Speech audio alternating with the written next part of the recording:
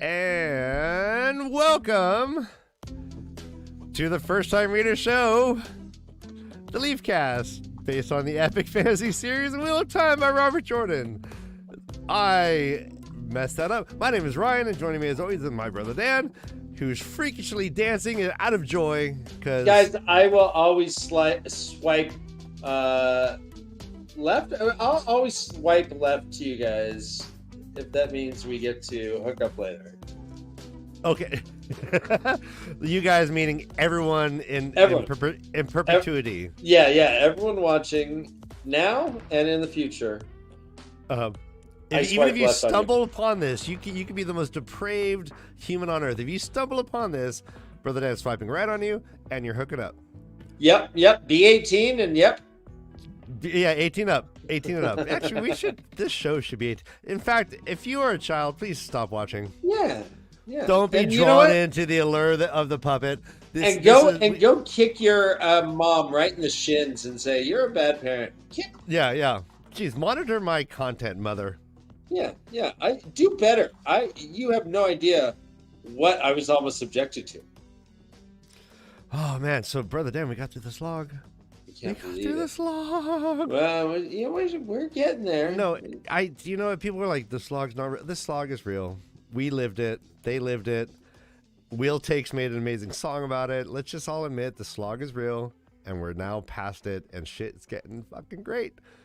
These chapters were really good. So, guys, before we begin, did you guys know that the book chapters and the Audible books are not aligned? Yes, this caused quite the dramatic sensations for Ryan and I when we were trying to talk about the Audible does not have a prologue. It instead just calls it. Go ahead. It was almost as dramatic as doing all-nighters with the Coachella, Dan. Yeah, it was almost. But yeah, so we figured it out. If you at home know, we are now Audible book chapters 1 through 3. book, just the prologue. Just prologue. Imagine that. Yeah. Anyway, well, hey, enough of this jibber jabber. Josh is trying his best to get his equipment up to snuff, but we will tarry forward. Let's bring in our special guests, our first-time readers.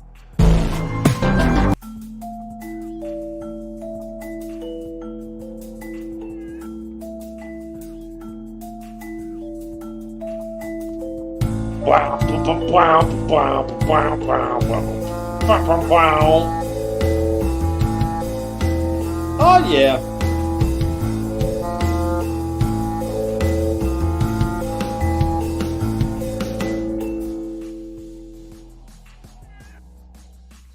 Oh, look at. Oh, Josh finished reading long ago. I don't actually have a paper book. Oh, You're going digital. Well, can you hold up your Kindle? I don't have a Kindle. It's just my sad little phone. Oh. Do you want a copy, Josh? I'll send you one. It's on the way. I tried to order one before I went on vacation, and I was on eBay, and I was like, "Oh, this looks like a great one," and then it was like, "You might also like blah blah blah," and so I was like, "Oh, that's cheaper," and I ordered it. I ordered another copy of book 2.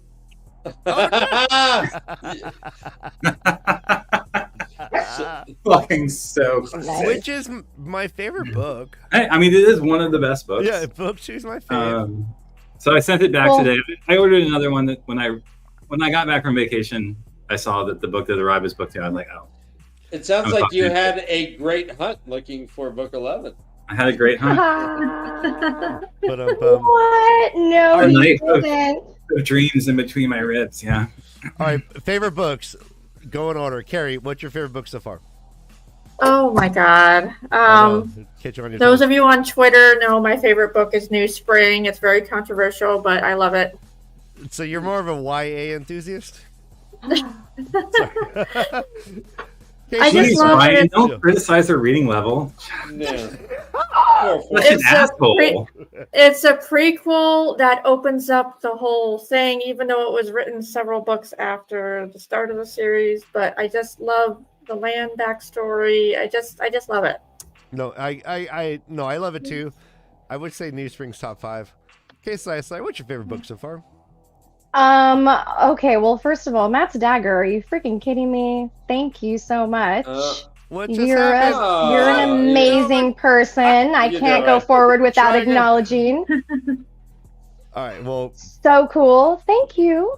Yeah, Josh, talk about that intro music, actually. Oh, no, go. You finish, Kay. Sorry. No, yeah, I'm excited to talk about that though. So, Shadow Rising, I think, like, I don't know. I can't really remember how much of each character is in which book. Whichever one has the most Matt and Dark Friends perspectives. I think a lot happened in the Shadow Rising that we enjoyed. So I think that's probably my number. That's my favorite too. Shadow Rising is also my favorite book for. because you guys are bloody Yeah. Dark Friends. Fuck off. Because Look we at are on the that. same level. We've been reading these books together, so we've experienced them very much like in the same way or in similar ways. Because like I get to experience everything that Josh experiences too. It's such a cool We thing, co-experience. actually. Co-experience. Yeah, we co-experience these. Wait. Oh, hey, okay, Jorgensen. I look at. Hello. Is he in Dubai? Is he? No, it's is he- Vegas. We talked about this. It's I Vegas. know. Right? I'm bringing up an old trope. All right. So, do I still sound far away? I'm sorry. Here. You sound better. Okay. Okay. Good. I mean, you still look far away. So far away. Well, it's that far away look I like to do, like an Ace Sedai. Like you never can read my thoughts. Just cannot Right. read Ryan's thoughts. Ryan, I'm looking at you as if I've never seen you before. My name is Luca. I feel like I'm the man in the middle right now. Yeah. Yeah, you are. I'm talking about the man You're in the- middle. You're the cream in their Oreo, Josh. I'm asking him to change his ways. There's no Just be message. careful, because Brother Dan I likes should to be go black balls on to the the Oreo, walls not- on his jokes lately. I hear. All right, so guys, let's get a little props to Wada Holocausty. He's visited my house. He's visited Brother Dan's house. He just so everyone knows, he reads the chapters along with us. He prepares for the show. He is more prepared than probably 1/5 of our show. He has a much cooler accent than all five of us combined. Much cooler. No, yeah. But he, so I was just wondering, Glenn just said he doesn't remember the latter halves of the books. He can't separate them in his mind. So are you going to be reading along with us, like, as we go through the ends of the books? That'd be Read fun to- along. Read along. I don't. All right, so we got a lot of answers about, favorite books, Jorgensen's Lord of Chaos. Lord of Chaos. I like that he thinks he's the Dark Friend. Maybe I saw that in the comments, but I can't put up any comments, so sorry, can't reference anything with that. All right, Knife of Dreams. Knife of Oh, we Dreams. got it. Really? Okay, well that's good to hear. One of his favorites. All right, but you know, Matt Stagger is such a positive person. Right? Which one's FOE? Fires of Heaven. Fires of Heaven. That's 7? That's 5. 5. Okay. I like Okay, the Great yeah. Hunt. I actually do. I like ended the up with a Great Hunt hardback lot. this time. I love the Great Hunt. It's my fave. Oh, and that's You're the same one as weirdest- me? All right, so guys, go ahead, pop that up. Let's talk about this book. Let's jump into the. What do you think, What as are we looking first-time at? readers, Anna when you think White. of this album cover? Ooh. Album cover, book cover. Yeah. So, hey, Better? how much is this new edition of Knife of Dreams? Right. so Actually, what do I we- got it for $8, but I don't know how because it's brand new and it's hardback. I It's think the they made Oh, OG. you got the hardback? I got the same thing, but it's softback. nice. What do we think of this shirt? What do we Look, think? why do they look like that? They look like they're fucking swole. Like they're Right? Okay, yeah. Like what? Yeah. Okay, let's go back. They look like hobbits who are all swole. They do look a little bit like they've injected a few, something. All right, something so to All right. make them I know look how who are many- we cool. seeing here? Who are we Perhaps- seeing? Oh, they're just spending too much time at the Okay, gym. hold it up. Hold Oh, up. All right, sorry. Fuck. but don't hide your face. Beautiful. Oh, All right. So so who are we seeing here? Yeah. Let's name the characters. I think this is. We think this might be Perrin, although that does not look like Perrin Chubby in my dad- mind's chubby eye at dad all. bod parent? Who's this handsome Is gentleman? that- I do not know. Is that Bashir? Bashir, maybe? Okay. I don't know. I thought maybe this was Fail, but then Ryan thinks that this is more likely what's her face with the big tip? Barrelane. Barrelane. But those are not big. And who's this? Gall? Could that be Gall? Really? Like, An Aiel what? for sure. Does that look like any? It's an of these? Aiel, but we don't know. Do any Yeah. of these hit with your mind's eye, at all, even close? Gall looks Okay, like he's good at. Was Not that for Carrie? me. There's another guy hiding on the back. Oh, You gotta flip it over. Flip it. Smack it up, flip it, Oh. rub it down. Thank you. So who is Yeah, that guy? Oh, who is Ooh, this? he's Rico mysterious. Swamp. I'm the most interesting. What is Who's this? in the this is world. a Dracula. Is that the secretary guy? Seven- what's his Oh, name? Ballward. Seven Bauer. Ballward. Nice He's guess. tricky. That would be nice guess. That would be my guess. Really? So what do you think they're doing on that cover? I think think this is. Oh, Wait, sorry. Wait, first off, No, go Josh ahead. hasn't guessed. Josh has not guessed one person. He's just like, if I I'll just cannot continue to be hold it. sure, I will not say. Josh, please. I have ideas. Yeah, let's hear him. I think it's Gall, here? Perrin. Maybe that's Araganda. Hear Okay. her? And yeah, Perrin. Oh, the woman's probably Galena or one of the sisters. Who Okay, yeah. Perrin Oh, yeah. has in his camp. Okay. Because this is Perrin's tent for sure. I mean, is this a scene we just read about where he's like, Elise, That's come look what at this I'm. map? That's my theory. I Oh, think this is my shit. theory too. This is Okay, So like it's the nice. prologue Galena, part. Perrin, Araganda, and Grady maybe is like the one hiding on the back. Turn it around, okay? Yeah, that's Grady right there, hiding. Grady. Okay. Oh, okay. 'Cause, Yeah? the collard. Yeah, he's got the sword on his collar, so it's definitely an Ashaman. So I think that's Oh. Grady. What's he holding? Callie says that Sean Connery circa Highlander. Yeah, I love it. I'm watching Nice. you from behind the Oh, I curtain. love it. I love it. So that's my theory, but I don't know for sure. I mean, I could be fucking totally wrong. I have no idea. I like it. Yeah. All All right, right. First Thank you, scene Casey, nice in and the I. chapter. You're welcome. You're so welcome. Thank you, Vanna White. Vanna Red. As these books do happen, they have a map. There's also a dedication. It is, quote, in memory of Charles St. George Sinclair Adams, who was born the 6th of July, 1976, and passed away April 13th, 2005. Yes, he was 28 years old. That's a bummer. There's also a quote in here: "The sweetness of victory and the bitterness of defeat are alike a knife of dreams." From Fog and Steel by Madak Comadrin. Read that Any quote thoughts? again, Dan. The sweetness of victory and the bitterness of defeat are alike a knife of dreams. And this kind of ties in with what what's this fuck? The new lord of the what's his name? Egwin's hubby boyfriend? Darwin? Galwin. Gawain, yeah. Like Gawain's talking about like winning and losing the battle and how it's the same and like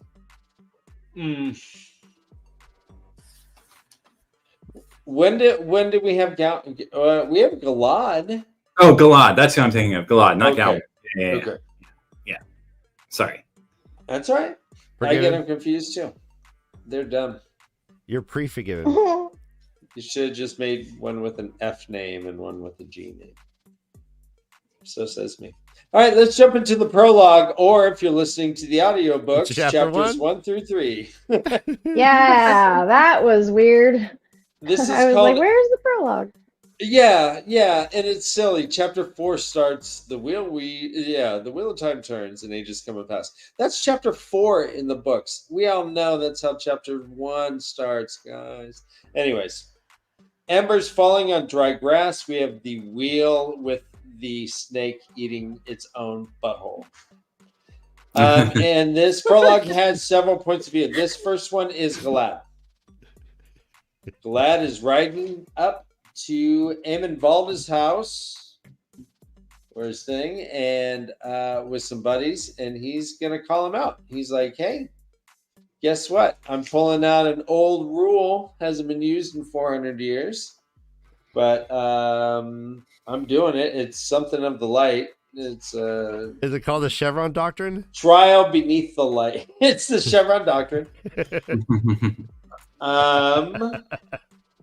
Trial beneath the light has not been used in nearly 400 years, yet he calls it on Eamon Valda because he's like, you pretty much raped and killed my mom. You killed my mom. Prepare to die. They're like, it says, quote, Eamon Valda, child of the light, I call you to trial beneath the light for unlawful assault on the person of Morghese Tarkan, Queen of Andor, and for her murder.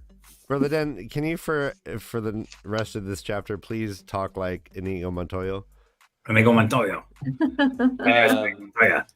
No, that might get problematic, Ryan. No, you're so He good at is it. the Spaniard. I don't want to, Yeah, our huge Spanish audience might revolt. Okay. Well, Mm-hmm. I think playing it safe is probably best. Always, yeah. I think, yeah, Dan's on point with this one. So he's like, hey, Valda, step up. You killed my mom. Come on, dude. Valda says, quote, I deny your preposterous charge, young lad, and throw your foul lie in your teeth. I love it. More or less, he's like, you want to challenge me? So Slow down. How do we think Galad's gonna feel when he realizes his mom's alive and he's killed this man? Oh, That'd be awkward. Right? Oh, but he did. Totally. He did admit to, I guess, having relations, Having riding sexual her like Bella. He says, quote, I want one thing straight in your mind before I kill you, though. The wench was hale the last time I saw her, and if she's dead now, I'll regret it. She was the best ride I ever had, and I hope to ride her again one day. Oh my God. I thought it was so rude for him to call her like a weather pattern. Jesus. Yeah, no, she's hale. She's hale the size of softballs. I saw a video in Colorado Springs of hail the size of apples. They said it killed 4 animals in the zoo. Oh no! 11 people went to the. I was like, All right, well, brother, it depends on what animal. It looked like there was 2 vultures and a duck, and I think some other animal. Yeah, like All right. Yeah, there's. Come on, no, Well, it's that's like the sky stoning you. That's the sky above you hurting you. So did Valda fuck Morghese? Ooh, like Yes, he for realsies? Yeah, for realsies. Or is he just, For really, really. you know? I mean, it was implied in that other book that she did what she had to do to survive. All right, here we are. Oh, I'm not gonna do a poll because I don't want that. Yeah, what do you guys think? Does did she actually copulate Eamon for advantage or for survival? Eamon seems to suggest it here, and I think Morghese did kind of suggest it as well in a previous point of view. Sure. But girl's got to do what she needs to survive, and that's one thing Morghese does. She survives. Yeah. And then Eamon's got a Valda, Eamon's gonna Valda, and then we have the ultimate examples of sword forms, guys. Hey, I just want to say, Septa Narcissus. Hey, I love that yeah. name. One of my favorite What's up, books is called- Robin? Yeah. Oh, That's one of my buddies from Otcron. Aw. Carrie's bringing in the crowd. Yeah, all my friends are here. So I Carrie, want a spill buddy the from- beans. Spill the beans. Is does he live up to his name? Do they live up to the name? Well, he's one of the most awesome people I've ever met, and he's so fun to hang out with. All right, Wow. all right. So he's all right. So this I is a think that misname. answers that. Yeah. Awesome. Dan, did you Right. read Narcissus and Goldman? Herman Hesse? No, I don't read foreign authors or women authors, so yeah. So there's so many sword forms here, guys.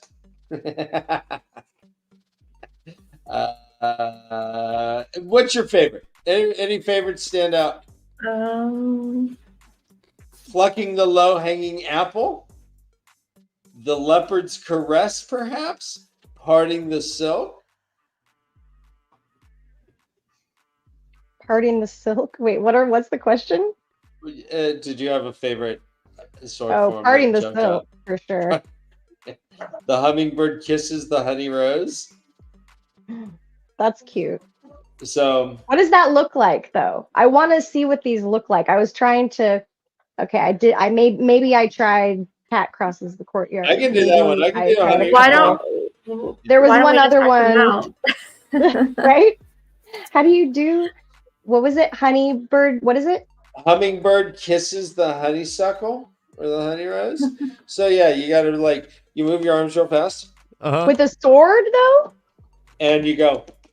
So Where's the sword? would Like, you just wheel around two swords really fast, and you're I like, feel like we're at Benihana's. I just totally did it, guys. I don't know if you were paying attention. It was very good. Was there a sword form about dragons somewhere? I'm trying to remember. Oh. I thought I read What something were about some of the dragons. other I'm ones, just though? imagining it. There was Swallow Takes Flight. Is that a Taishar? Yes. Yeah, definitely. I thought threading the needle was also a Taishar. Swallow takes If- flight. well, So what do you swallow into your that. sword and then you go, You just Then you leap. Here, there's one called Stones Falling Leap from the really Cliff. Let me do that real fast. All right. Well, hey, that was that it? was it. Stones. But it's stones plural, so it's like So yeah, explain. Okay, so yeah, obviously this works well in combat. Ah! Yeah. How does stones falling from that doesn't make any sense. Like how these don't make sense. I really want to see these in action. I feel thought like that'd be Superfly could yeah. probably demonstrate these really well. I think it's more like passing gallstones. I definitely want to I want Superfly to demonstrate all of these. He knows Tai Chi, and I feel like he could figure out how these movements might look and make it logical in a fight way. I don't know. Yeah, Uber Spearmint. I appreciate everything you've done for the show so far. Thank you. Hey, Hey, bring a Yeah. fuzzy. Uber Spearmint. Literally. Waka Hey. waka waka. Yeah. If you are Is that just- what you want? You want? Hey, brother waka, Dan, waka, waka.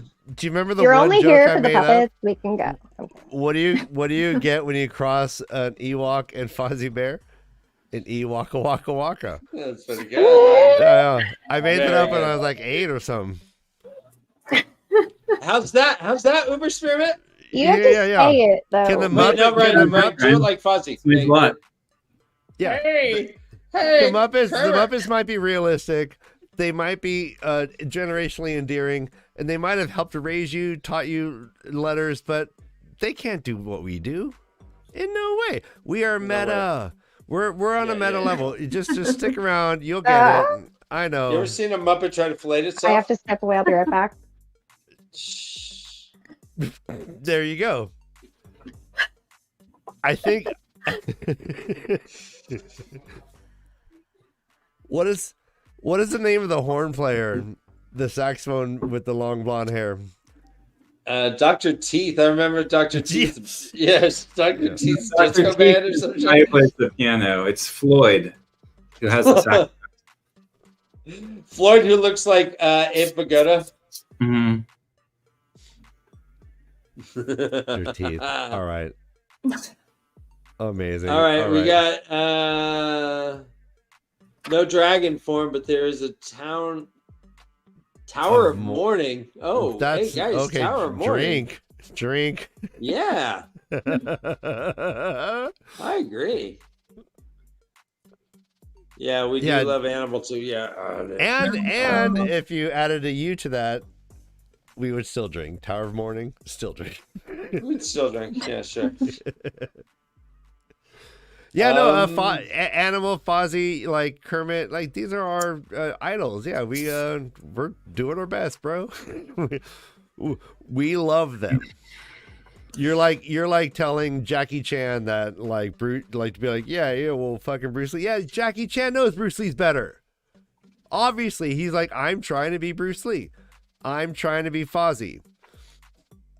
Oh no! You know what? Bruce Lee couldn't climb up a ladder as fast as Jackie Chan, bro. Okay, Bruce Lee on a scaffold would just take. Jackie Chan is jumping it down scaffolds, but Bruce Lee wasn't doing that stuff. Man, I'm Team Jackie. What in the world are we talking about? I got triggered. I agree, brother Dan. I got triggered by a comment by Jackie Chan is so talented, and he breaks so many bones. All right, so agreed. There is a fight. Eamon Valda goes down. Valda's down. Damn. Dan. Right. No, very good point. But yeah, you're right, bro. Holy shit! That's so fun. Did you guys fist bump? Yeah, we did. Over Jackie Chan, because you suck, Ryan. You think Bruce Lee's better than Jackie Chan? Bruce Lee could never do the punch run. Okay. What? Are you kidding me? Bruiser. Okay, Oh as a person who takes martial arts, I think we need to keep going. All right, so who's better, Jackie Chan or Bruce Lee? In martial arts, Bruce Lee. I like Jackie. I'm a Jackie Chan fan, so I do kung fu. So I don't know what to say. Like, okay, all right. Bruce Lee invented his own martial art, which is pretty cool. And it has really those drawings are really charming, actually. The little like men doing with little arrows. Mm-hmm. They're fun. That's fun. That's fun. That's fun. Fraggle Rock. So Eamon Valda dead, y'all. And everyone's like, hey, well, I guess you're the Lord Commander now. That's just how it goes. Oh, and you get this very cool, brand new Heron Mark blade. Well done, Lord Captain Commander. And that's pretty much that. What do you guys want to talk about, Galad? Or anything about the chapter? Well, we're going to Riddell, and we're moving on, right? Yeah, no. So, what do you guys think of the sword fight? Do you like sword forms as a way to depict a fight, or no? Okay. What do you think, Carrie? It's boring. As a person who takes martial arts, I would have to disagree with Kay and say, yes, I like the sword forms. Okay. It's boring. So when you're reading it and you're like, oh, he goes from Heron into, and then you deflect with the bull rush, are you like picturing it? I think there's some that are easier to picture than others. Like, I don't know. Like, some of them are so comical, it just makes you laugh when you try to picture it. Stones falling off a cliff. Yeah. But when he transitions from one to the other really fast, you could tell that the fighting is getting more intense, and you just have to visualize a fight going on. All right, I think Mistress Dovey's doing a sword form. I'm in a bull rush. So yeah, what do you think, Josh? We've talked about this. Remind me. I mean, it could be written better. But it does the job, I guess. It does the job, okay. I mean, it gets across what it needs to. So in that sense, it's good writing. I mean, I don't know. I like it, if you're asking me. I think the technique is kind of clever. I've never seen kind of a fight like described through sword forms. And while some of them are abstract, I like to think that... I like to picture someone doing cat crosses the courtyard as they walk up. Oh, badass. I still can't. Yeah, I'm famously against them. I hate all sword forms. I love it. it's like a trope that is not helpful to me. I want to picture the fight and I can't. It's just like a couple like phrases and then all of a sudden someone's dead. Okay, that's how I feel. But moving on, because apparently, Al feeds cats. All right, yeah, you're bringing up all our. Al feeds a cat. Yeah, no, yeah, totally. That's a great sword form, actually. Al feeds a cat. Yeah. Cats were delicious to him. Ryan, if you owned a pizza place, what would be your favorite sword form? If I was at a pizza place? If you owned a pizza place, what would be your favorite sword form? It would be a tossing the dough. Tossing the dough. Nice. That's a good one. Yeah. That's a good one. Tossing the pie. Mine would be slicing the pepperoni. Slicing the pepperoni. All right. Ouch. Gary, what would be your preferred sword form, do you think, if you owned a pizza place? Oh my goodness, I'd have to think about this. What's your favorite topping? I like the supreme pizza. I like all the toppings. Ooh, there you go. I'm thinking about putting something in the oven as a sword form. Okay. All right. Yeah. The pie goes in the oven. I don't know. Yes. Oh shit. All right. That's a good one. Pie goes in the oven. The supreme pie. Supreme pie goes in the oven. Josh, I like that. Answer the question. Nice. I already did saucing the pie. Saucing the pie. Saucing. Nice. Yeah. I misheard you. I thought you said tossing. All right. That's actually that's a drinking obligation too. Tossing the pie. Yeah. Saucing the pie. Saucing the pie. Okay. Yeah. Totally. Hello. I know. Okay. Hey, I know. It was a big opportunity on my part. What I was thinking. All right. Any predictions about what Galad has in store for these White Cloaks? Yeah. So I mean, is Galad? What's going on with Galad now? I mean, I loved how complicated it's become, the alliances. Like, since the end of the last book, and Perrin seeking out the Sanshin, and Rand seeking out the Sanshin, and now we have the White Cloaks trying to find anyone who's fighting the Sanshin to ally with them to fight the Sanshin. It's like, yeah, so much back and forth and bubbling of the cauldron, like, as alliances are, Yeah, and as like dark friends and like, the Forsaken influence those things, right? Like, right. It's all, but yeah. So Glad comes in, kills Eamon Valda. Was Eamon Valda a dark friend? We think so. Okay, he was at the Dark Friend Social, right?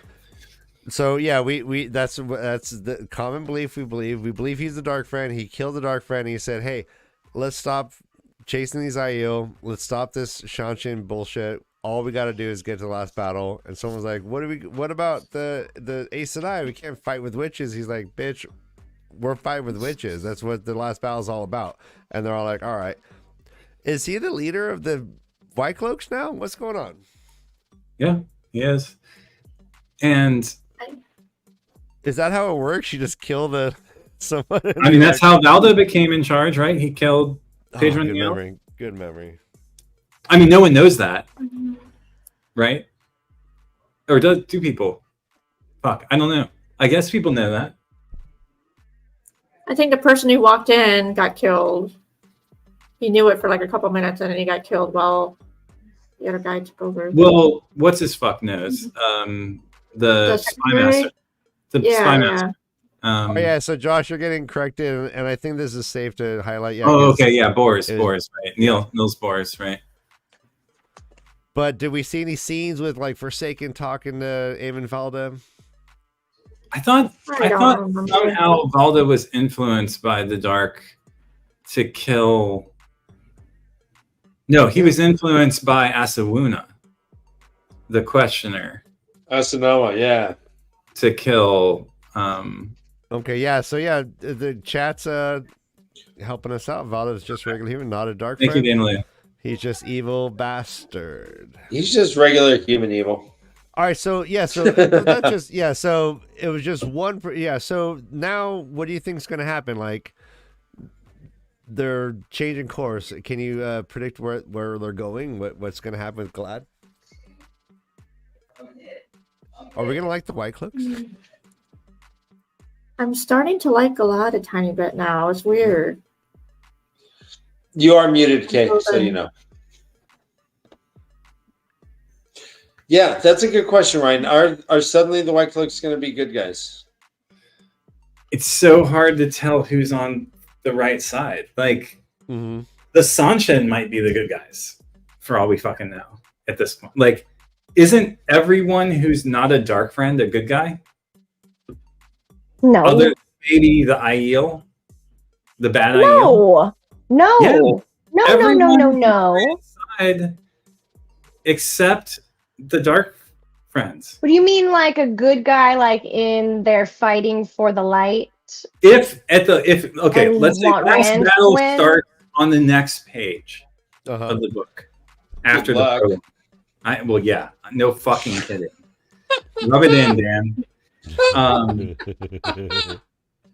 Let's just assume for a second that this book progresses at a reasonable pace. Who is on the side of the light? Who is on the side of the dark? I think everyone's on the side of the light except for the dark friends and maybe the Aiel, the bad Aiel, whose name I can't fucking remember right now. Shido. Shido, thank you. So White Cloaks, Rand, Shanshen, Mayoners, the people from the Blight or from the Borderlands, they're all good guys. And they're all on the side of the light fighting the darkness, right? Right. I mean, they're on the side of the. I don't know if they're good guys, but they're on the side of. Well, yeah, good of, and bad is not really what the we're light to win. Right. So, like, yeah, they're on the light side, but then, like, don't you think that a bunch of the people though that are supposedly like fighting for the light side, I mean, I think aren't though at all, right? So the Aes Sedai have their own motivations, right, for doing what they're doing. Yeah. So, but they're all yeah, and pulling we talked about like in the how same direction. selfish they are, you know. Like They're all pulling in the same direction, whether or not they know that they're allies or not. I think, maybe. I don't know if that's true though. I think that the Aes Sedai like all really have their own agenda, you know, and But they're trying to keep the their dark own like from what? They're trying to keep the Great Lord from reemerging, though, right? I don't know if all of them are though. Like Well, I not don't the think Black that Aja. all of right, not Black Aja, obviously, but I don't even think that all of the Aes Sedai in general like are. I think a lot of them are. Like I think a lot of them are for that, you know, and do want Rand to succeed. But then I think that there are a lot of them that are entangled in like different types of like prophecies and different things and different aspects to their story that has like given them different motives. So it's not they're maybe what they intended on doing initially and took oaths to do has now shifted because of, you know, time and prophecies and information and people needing to do what they need to do for themselves and being human Well, that's still. why I said Like let's they assume that- have selfish motives eventually, you know, and I think we're seeing that demonstrated by a lot of the Aes Sedai though. Well, that's why I'm Do you saying think- let's assume Tarman Guidance starts on the next page. I'm not saying like as it is now. I'm saying at the end, are they all on the same team? Because sure, there are lots of Aes Sedai who are trying to stop. They think that they can stop the end times by keeping the dragon from being reborn, presumably. Or I think I see what you're saying. So, like, if it, like when it comes down to it, are they going to fight for or against? And you're saying like most of them are gonna fight for the light. Right. What do you think, Carrie? Do you think that the choice at the end ultimately is that binary? Either you're with the light or you're not? I think so, but I feel like there's now a shift taking place with all these major factions or groups where they're changing their internal philosophies of what they believe. Like, and I feel like the Ashaman are playing a big role in how people are changing their philosophies. Like the Aes Sedai are like, okay, we now need to bond these guys, and then other people are like, well, we need to align with other people just to fight this other common enemy. And it's just like what Josh said earlier. It's like people who we think were bad are now kind of like being good in some ways. Like the Sanchan, I'm starting to like them. Is that weird? Yeah.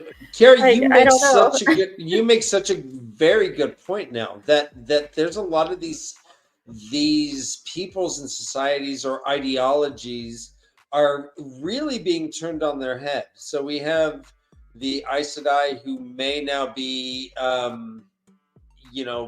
matching up with the Ashaman, where before they were hunting men who can channel.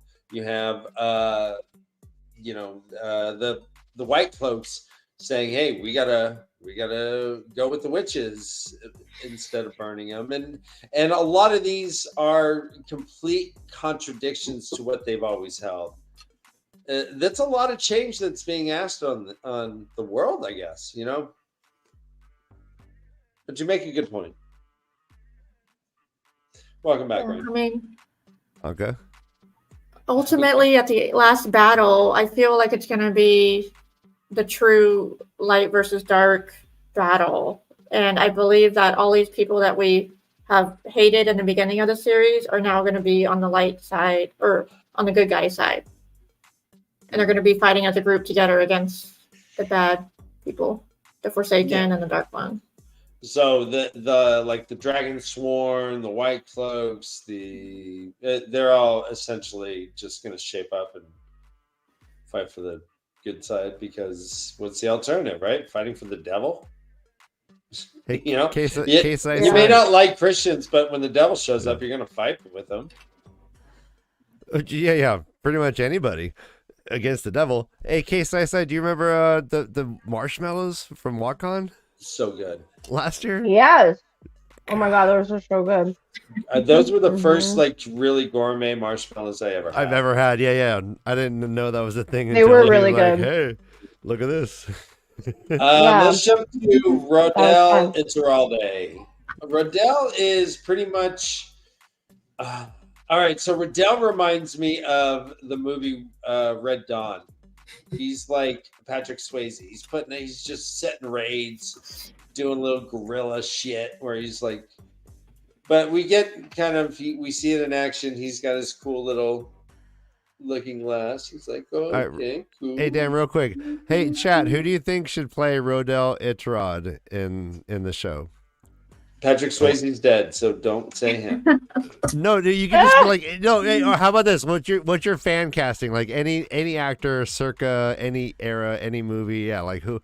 It doesn't have to be like a current. Wolverine. Yeah, Jansen. Yeah, I love you. Well Love this man. Well said, Ben. Dude, isn't Red Dawn the great? Okay, who here has seen Red Dawn? Oh yeah, man, I love that. Yeah, we grew up on it. No one else. Gosh. Carrie, Josh, no. Yeah, we're dating ourselves, Dan. Red Dawn? I watched Red Dawn. Yeah. I sleep Okay. with myself. Avenge Sorry, I was me! Avenge me! Avenge me, boys. All right, Sam Elliott, that works. I like that. Dan Here's is the a thing good about Sam Red Elliott.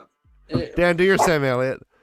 Well, I suppose I will if you really want me to. Well, boys, avenge me. Avenge me. All right, Liam Neeson and Antonio.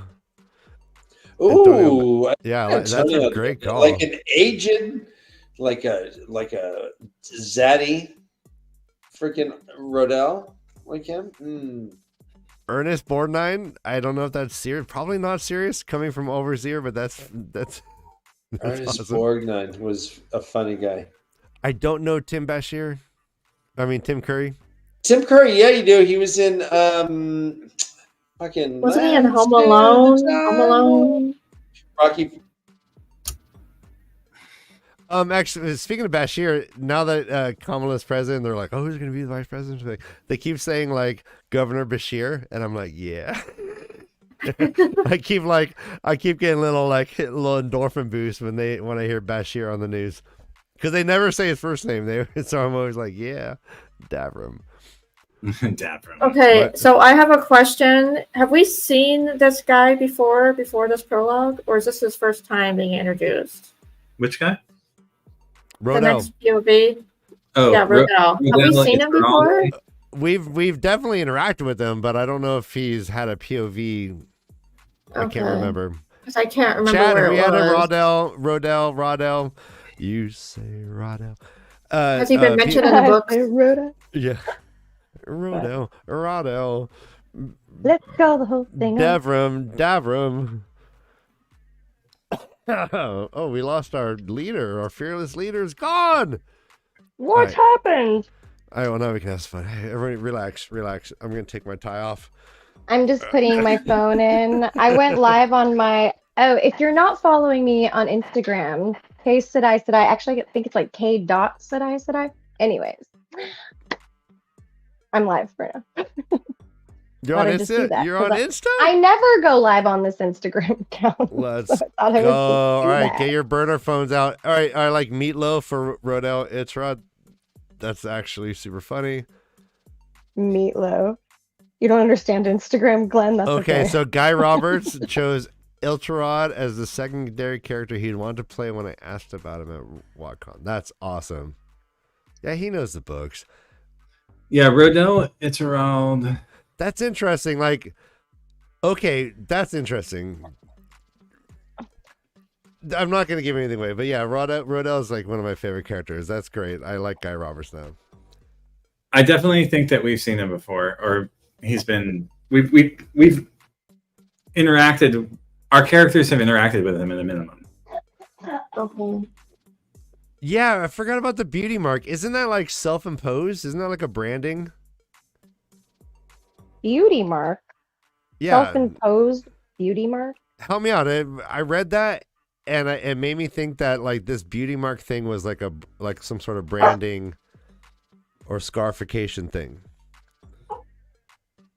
And then the lag. We wait for chat to.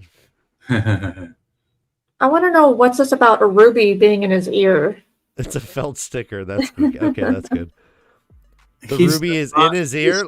He's Damani, so he's just like beautified.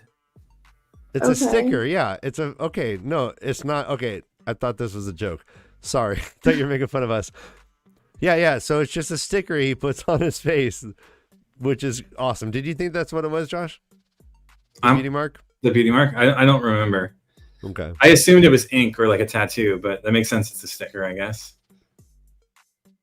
Actually, no. Does he like remove it at night? Puts it carefully on the nightstand. Yeah. With his teeth. Uh-huh. Opens so the back of So it's like, what do you think of this whole battle that we get to witness through his mindset?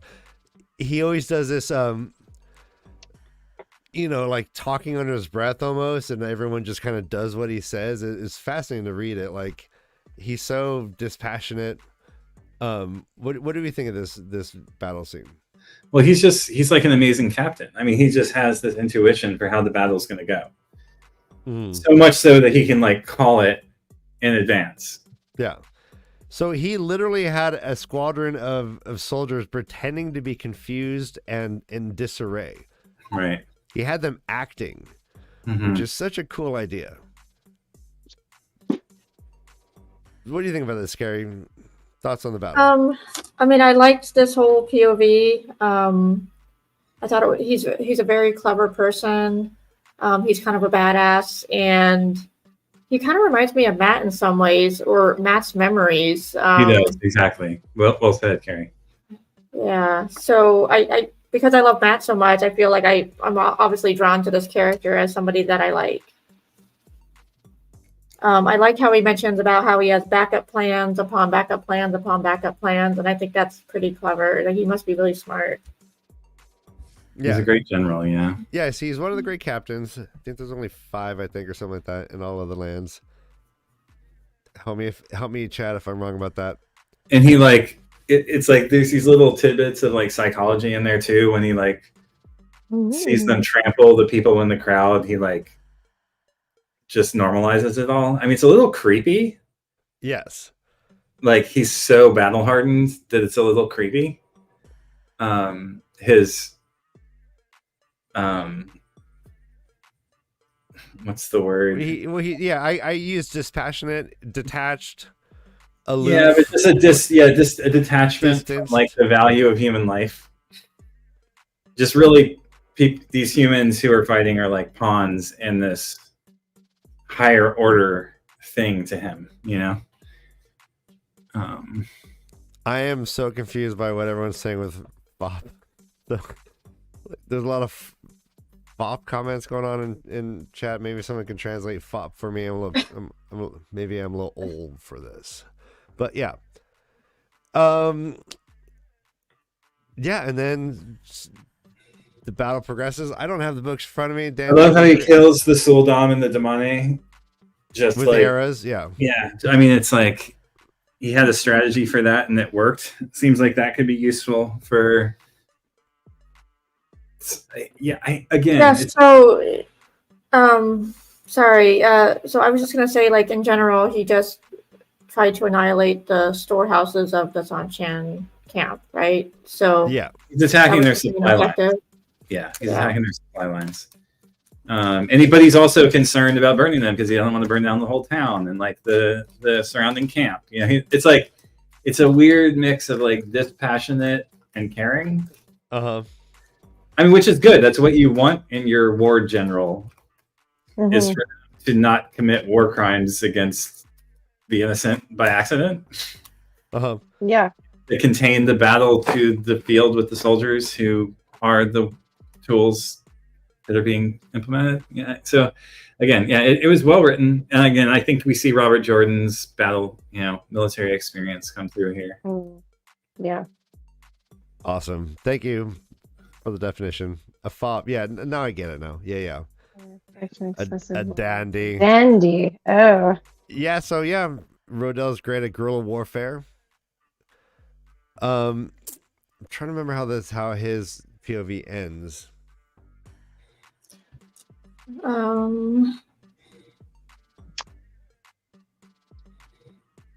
He started a big fire and he talks about his plans to bring the Sanshan chasing after him.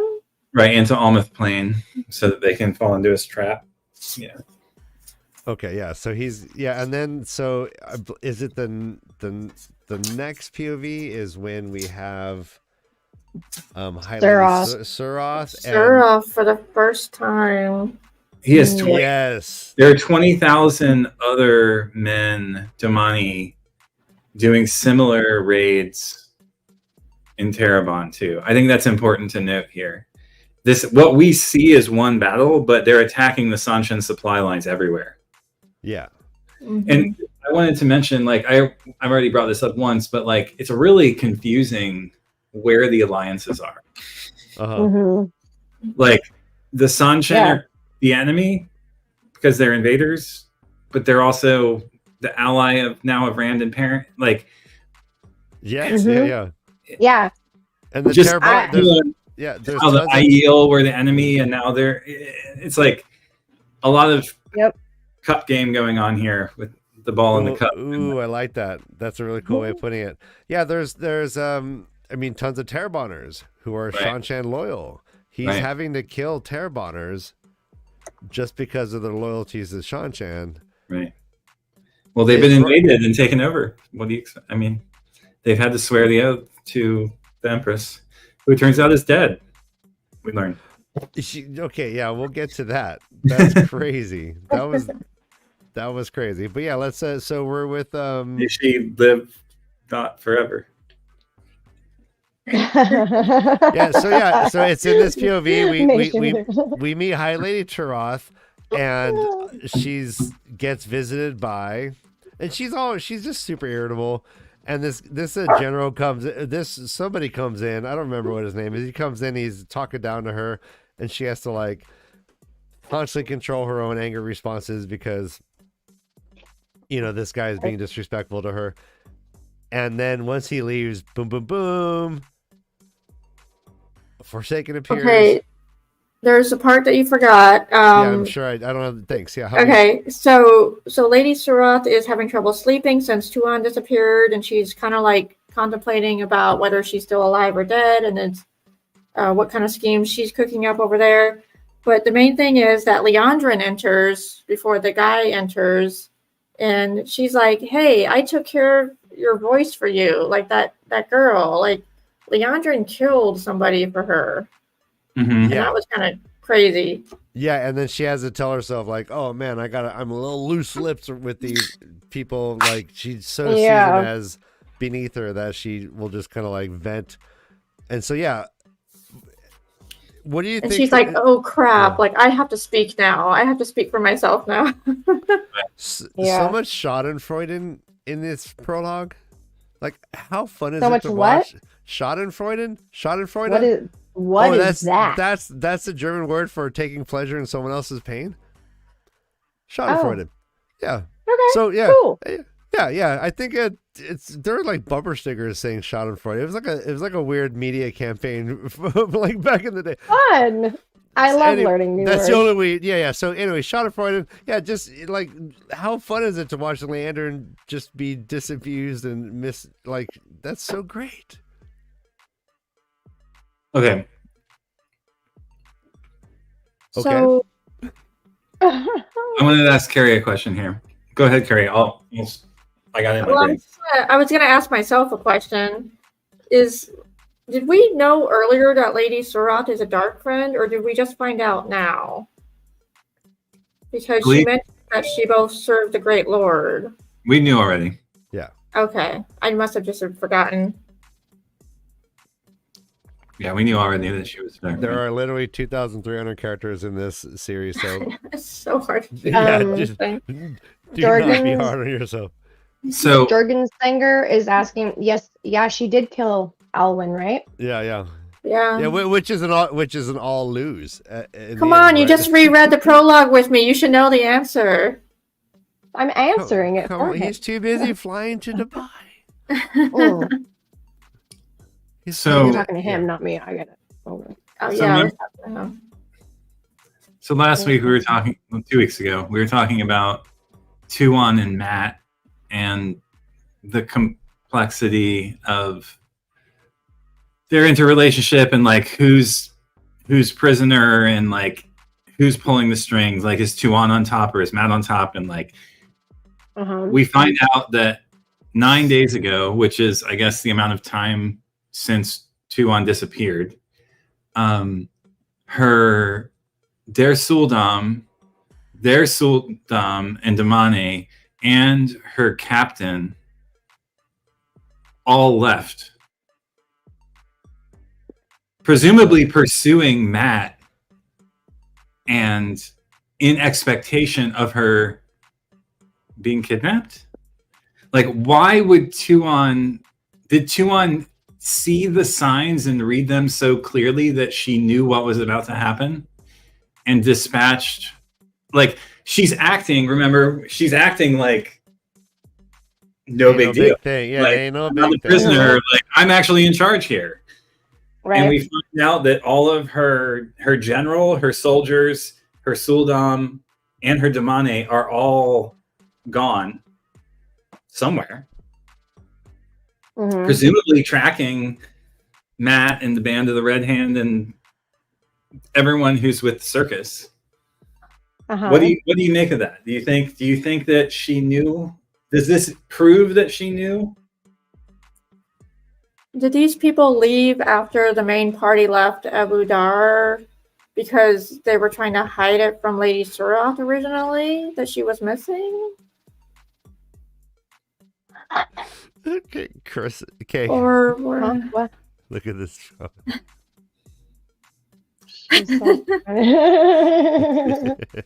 I saw the sun. And it opened up. I saw the sun. Life is doing it. Yeah, Josh.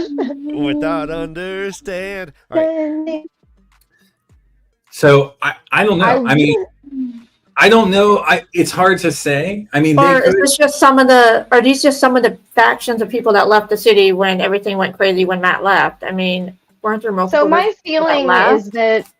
Oh, sorry. Go ahead. no, that's all I was gonna say about that.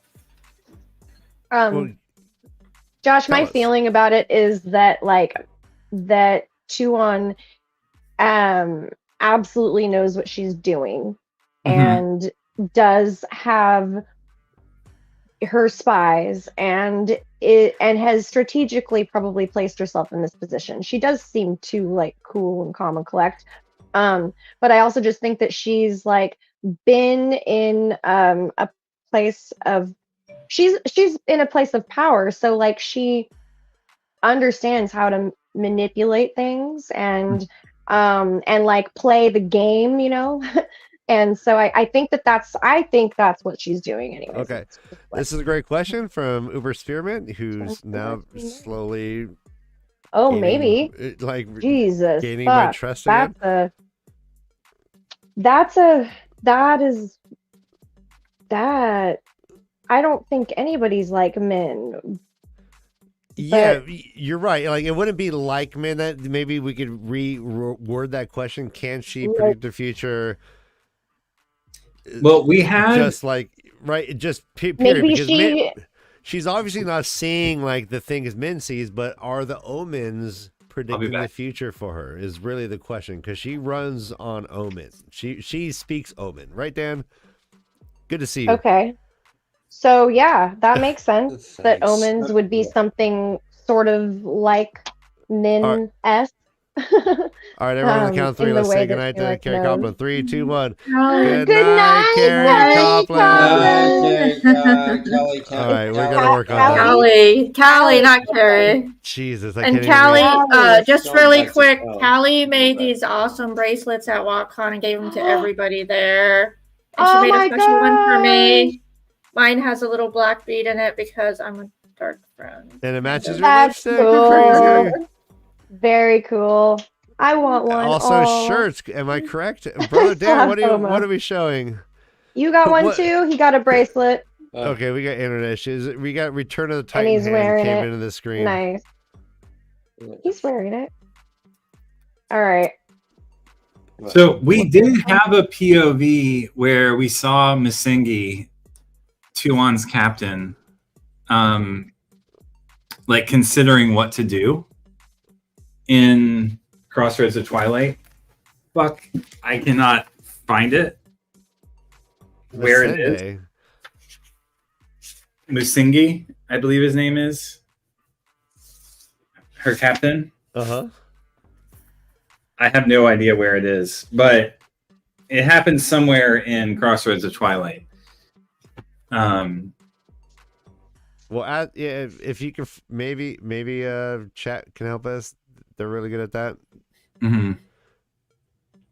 Formulate and hey, can you give me your answer in the form of a question? Because remember, he gets the Seeker comes in, and they like battle down.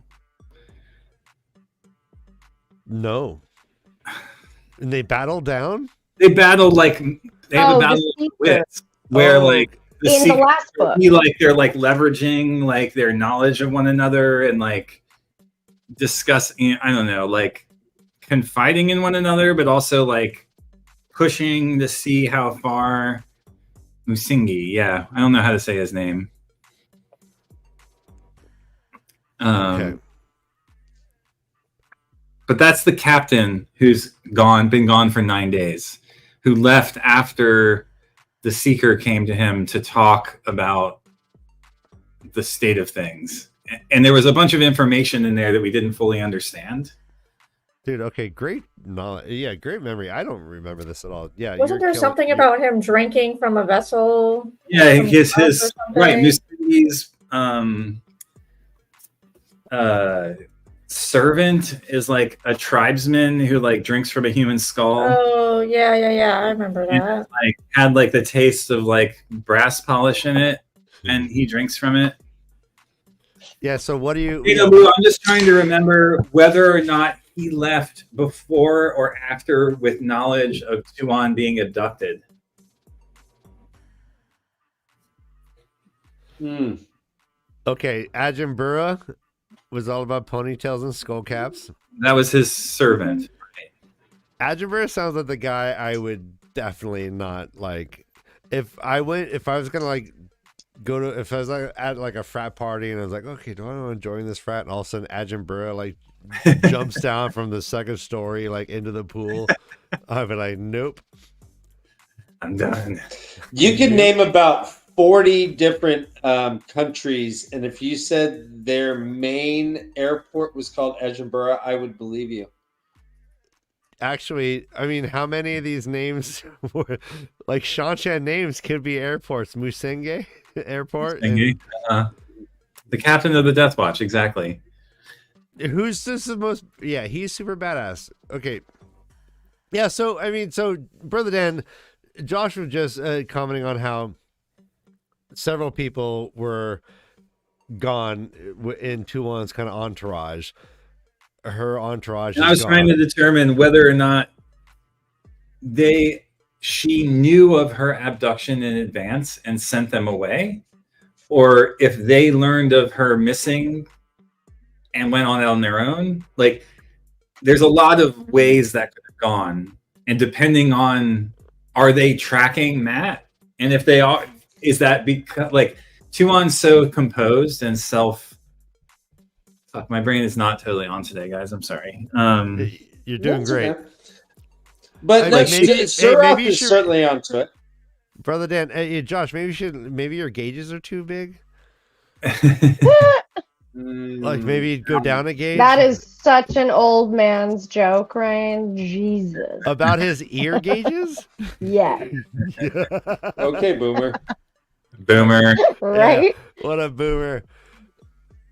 You would never know you were in a I've punk literally rock band. fucked his earlobe. Like, you haven't, so fuck off. Okay.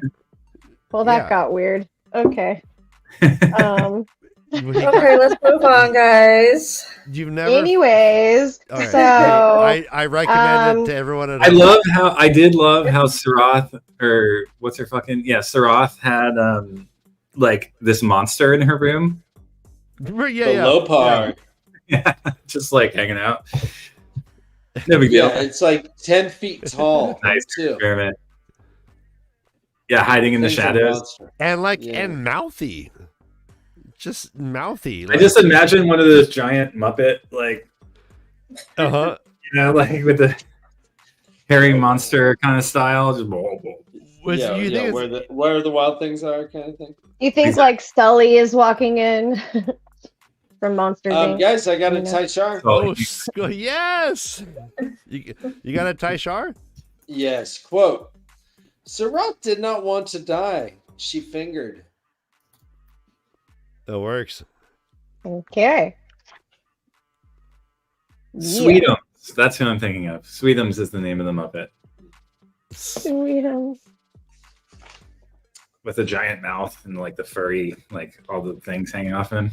Do you guys think we'll get a Lopar in the Wheel Time TV show? No. Too much CGI budget.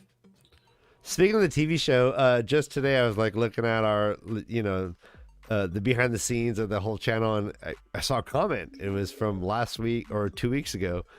Someone commented on our first time reader show.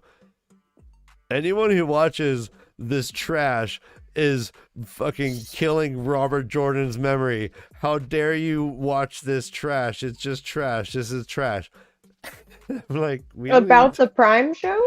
Or about our show? Yeah. So it's on our video. He started talking about, like, he just saw like Wheel of Time. He's like, oh, like, he obviously didn't watch it. It was funny. What an ass. I gotta stop looking at brother. I'm gonna remove Dan. He's creeping me out. No, you're back. You're back. Oh, are you alive, Dan? Can I see you? Can you hear you? Ryan, I'm struggling. That right now our internet is down. I'm using my phone as. Oh. You're doing great. Yeah. No, I swear to God, I had internet issues in the beginning. Josh did. I think there's a universal internet issue. My camera's still not working. I'm using my phone as a hotspot. Our internet is down. Oh man. Is that a drinking obligation? Yeah, hotspot. All right, so Dan, I seamlessly took over from you with you. and when you left, and I just like carried us forward You're perfectly. awesome. I did not need help from Carrie the entire time. I did not rely on her notes at all. I just memorized it. We got, where are we now? Rodell. Yeah. Yeah, The Rodell. the guy walks in and talks to Surat and tells her the big news about The grades. Yeah, so why is this guy so Yeah. rude to her? What's going on with this? Like, he is just like masterfully like fucking with her, and she cannot handle it. Like, what is that? Why isn't that like literally putting himself at risk to die 1,000 deaths? Don't they skin people? Yeah, but and keep 'em he alive? does he know who she is? He doesn't. She's like she's undercover, right? Like he doesn't know who she is. No, he doesn't know she's Right. a dark friend, but he knows that she's like a powerful person in like the Shanshan hierarchy. And he's just like, fucking, yeah, whatever. Okay, whatever. Be like, oh, yeah, I'll send your message since I agree with you. Like it's, okay. No, what do and you think, she's Josh? pissed too. She's Yeah. pissed Oh, yeah. throughout Yeah, it. she's She's seething, like yeah. holding back anger, and she's super irritated. Yeah, she's. Is this just Shanshan shit, or is this like specific to her? What do you think's going on? Orlocks. I think it's because of the Terabon armor amongst the attackers. I think it's like he sees the backfiring of their supposed alliance and is just chiding her for it. That's how I read it. Okay. Like, But could like in the Shanshan way, like, is he like, what does he have to gain by doing that though? Like, is he gonna take her position? Is he in line like to her? Like, how does this work? Like, what do you think? I think that she doesn't have as much power over him as she would if she fails. So he's gambling that this whole thing's gonna go down, and he's gonna like. That was okay, how I mean, that was my interpretation. But cool. And that he feels like she's like indebted to him, right? right. Cool. All right. So then, yeah. So that conversation happens. He leaves. Remind which Forsaken comes in. I forget. Leandrin. Semrog. Yeah, Semrog. Oh. Semrog comes in, just ablaze, just a Literally. living, flaming human fireball, and then proceeds to have a pretty calm conversation. Just a very reasoned conversation. Not a lot of threats. Not a lot of hurting. Semrog didn't have to torture her in any way. What do we think of this conversation? Like, and we're seeing this more and more. Cool. I mean, yeah, we saw that phrase come out of several chosen ones' mouths at this point. Yeah. So it's clear. Like, do you think they get a bonus? Is that in their like contract that they have to, let's say, at least once? And then they they're like, is it a quota? Lord of Chaos quota. Yeah. Not a bad guess. Maybe. She was a woman made of roiling flames, clothed in roiling flames. I am Semiraj, the woman of fire, said in a voice like a tolling funeral gong. Later she laughed, the music of deep gongs.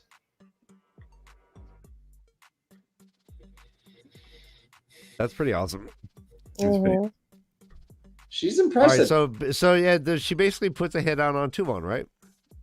She puts a hit on Yuan, and then like offers to make Surat the Empress, and then also basically tells Surat that all of Tuvon's family members are dead. The entire like imperial class.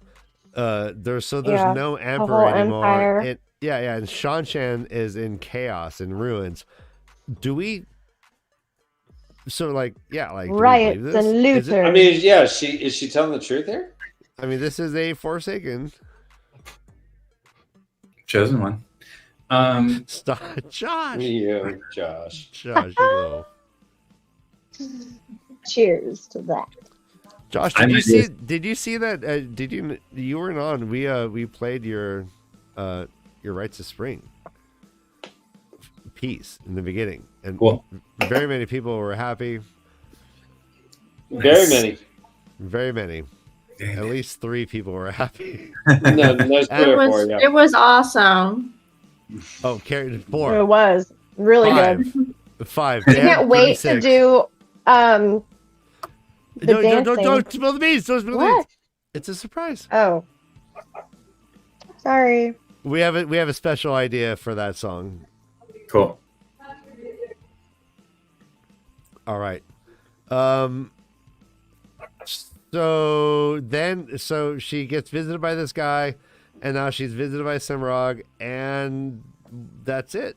They basically leave on terms. She's like, yeah, I can't announce anything. Hey, she's like, excuse me, sorry, Forsaken. I'm sorry.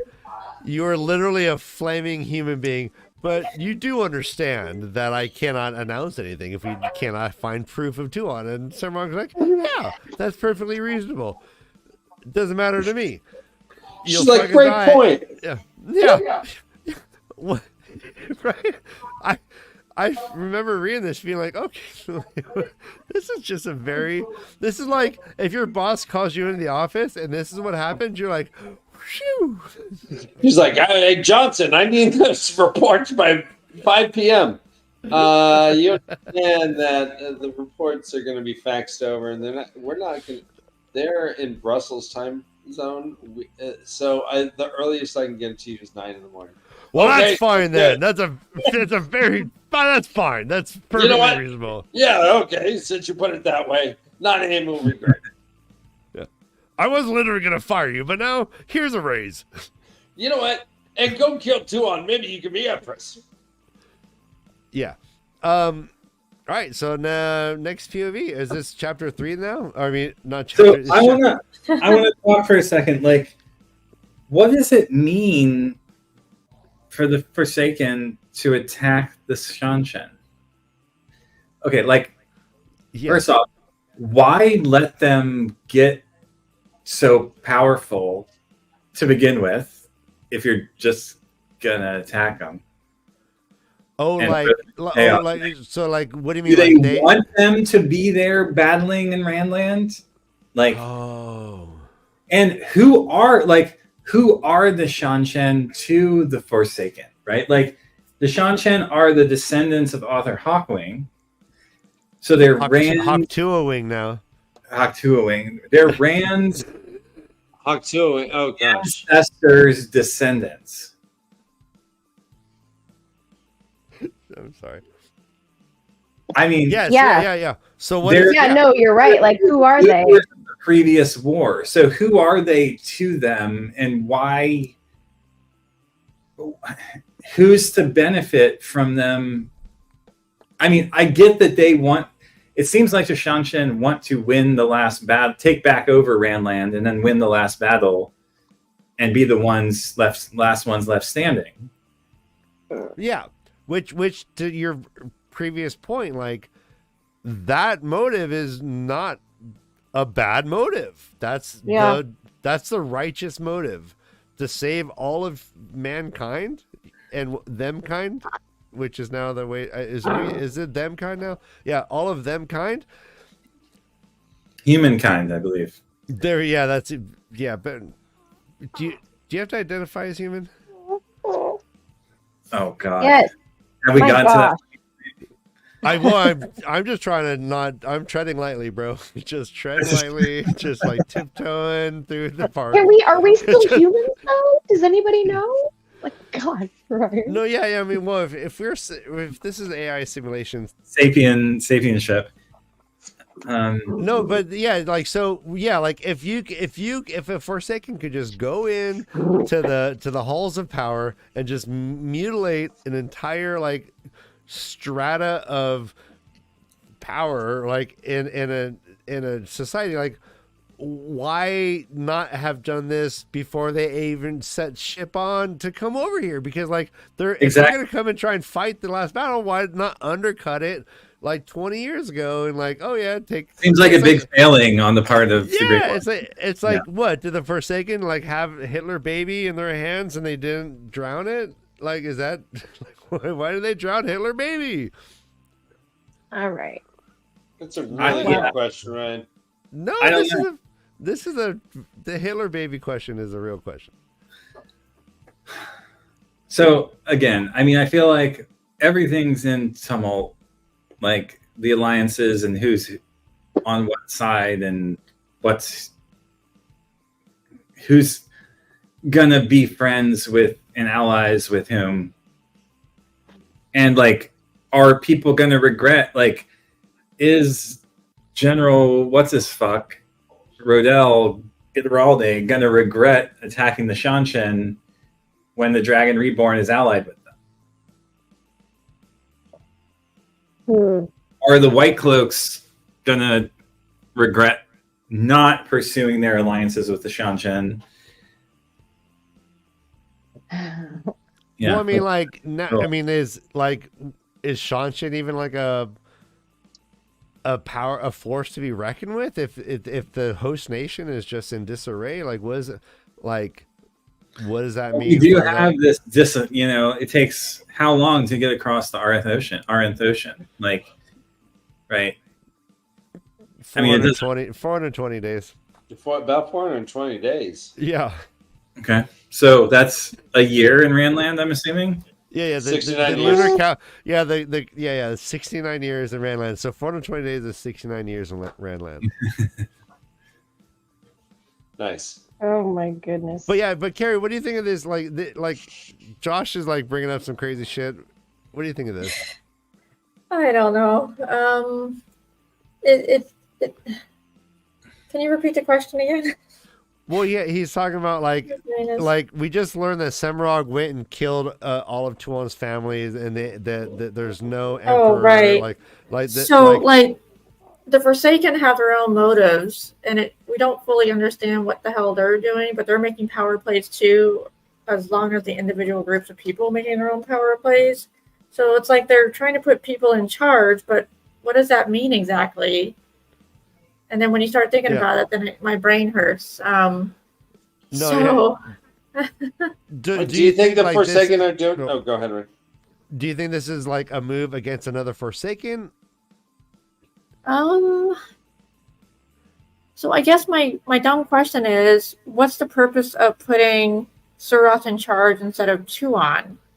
Is it because Surath is a dark friend and Tuon isn't? And they want people of the dark to be in charge? Okay, yeah. So imagine that, Josh. Then if Surath was a dark friend who was actually leading the invading army, like, and it was in the control of the Forsaken, like, what could be done with that? Like, could they just not even end up at the last battle, just like be used in some other way? Potentially, yeah. They do have a lot of female channelers. Mm-hmm. Yeah, but yeah, these are great. I never thought about that quite. That's a great question, Josh. Good thing to ponder. Great discussion. Yeah, we can move on to Pavara's point of view, though. I think. Yeah, I don't need to just too far. Let's do that. So Pavar goes and meets with Sedai, pretty much. This woman has 3 fucking clocks, guys, and they're all right. What is you mean they're all correct? They're all correct. No, they're all right. They're all right. Let's see. They use the word flamboyant a lot. Yeah, right? They do. They assume that Galena is dead. Not a bad assumption. Not a bad assumption. Except it is wrong. Mm-hmm. And that's what Shell Anderley says. Trump said I has a note from her saying that she believes the bloody woman believes Galena escaped because it is addressed to her. Bloody Will says that she's in charge of most of the sisters in the city of Kyrian. They don't understand it. The note, it's from it's right there. It says it's pretty much saying that they have sworn to the Dragon Reborn, even though they're Reds. And they're like, well, that's fucking weird. And she lets him know that she's been healed by Damer Flynn. No one really gets it. Tyshar, quote, the bony woman swallowed audibly.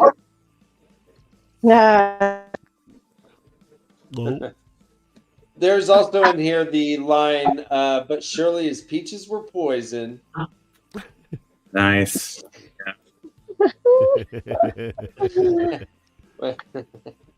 I'm moving to the country.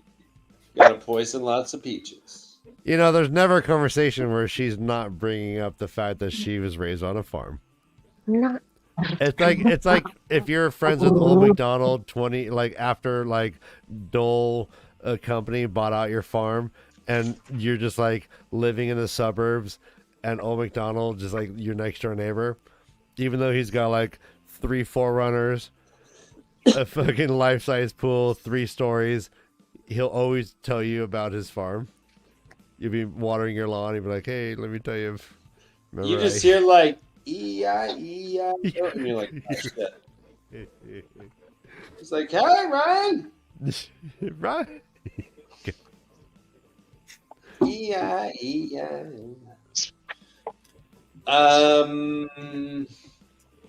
So let's see. They're pretty much just catching up on shit. I don't know what the importance of this Pavar chapter really is, to be honest. What did you she guys thought that I thought it was interesting that she thought that they were the lady that the name starts with a J, I think. Ugh. Jemima. These names. Jemima. Yeah, that one. She thought that she was I don't know, being ridiculous and maybe she said flamboyant, but extravagant. I forget what the language was. She was with a woman named Javindra, but they were visiting like the main person who's Sutama. And both are great airport names. This starts to get a little bit like Game of Thronesy with like just too many names. Yeah. Like literally, like it's frustrating for sure her to be like, oh, not like her, and I can't picture any of them. Like I'm like, who, and who? Which is real. Granted, is realistic. I mean, yeah. The world is not made of 200 people who all do everything that's important, right? Like, I get it, but also, like, fuck. Yeah, right, yeah. Excuse me. Just constantly looking at the glossary. It ends with what's her name? What is her name? Sian instead of Saren. Sian. That she had been called to a summons to Elida. Elida wants to know how she was getting on, and everyone thinks that a fox is walking on their graves. But they're doing the Black Aja search. They're finding out more and more. And so far, the Black Aja remains ignorant of them. And that's it. But jump into. Yeah, what's her face starts to kind of Albiarin starts to kind of get a sense, right, that they're looking for them, that they're on the lookout for for Black Aja, right? Yeah. Well, all right. Yeah, we jumped Albiarin, and another Tyshar. The next POV, yeah. Quote: abruptly, she realized that she was fingering the spot. Nice. So Elida is no longer a red because she's the Amerlin seat? That's how they see it? Yeah, they see it that she is of all Ajas. It's just interesting it's very different than how Swan was still a blue through and through. Maybe she wasn't seen by the blues that way, but I mean, it's like if you're in charge of the UN, right? You know, I think our leader now. You're of no country. You're of no country. Yeah. Yeah. Makes sense. Yeah. They might be from South Korea, but it doesn't mean that he favors them in any way. You gotta kind of just pretend. Pretend. The International Aja Association. International Aja. So we learned that the White is the smallest of the Aja, and there are barely more than 20 in the tower at that time. That's like a small classroom. That's like shit. What is the head of the class? Remember the show Head of the Class? Wasn't there like 20 people in that class? Anyways. That's like an honors English class. 20 whites. 20 whites. Honors English class. That's funny. 20 wah, wah, wah. Oh, she thought that those guys, they were insane. Those gals, like they were like not all with it. That's what I was talking about. Anyways, it doesn't matter now. Avara, but you know, right. There's shit. I mean, so we know that she can call Masana, but she doesn't want to do that because Masana wants to kill her. And they have to go before the High Council for some reason. What was that about? Yeah, Okay, so there's... Did Yeah, we go ahead. stop talking about Avara and jump to the next POV? Because there were some things... Okay. Please. So, Favara went to go meet Yukiri, and they mentioned that the sister named Talene was supposed to appear before the Black Aja Supreme Council, and she was scared, and then she kind of hid. And they wanted to go with her to accompany her to kind of take down the Black Sisters. And that's kind of when you jump to the next POV, I believe. Yeah. Right. And they tell Pavara, you'll get your butt kicked. There's 13 sisters. They will turn you against your will, and then blah. Like, yeah, good plan. Yeah. But so yeah, it's Alviara now, and she's getting spanked all the time. It says, quote, "You'd grimace too, Ramessa, if you were being strapped every morning before breakfast." Drink. I like the part where Alviarin keeps thinking about being, marked by the Dark One.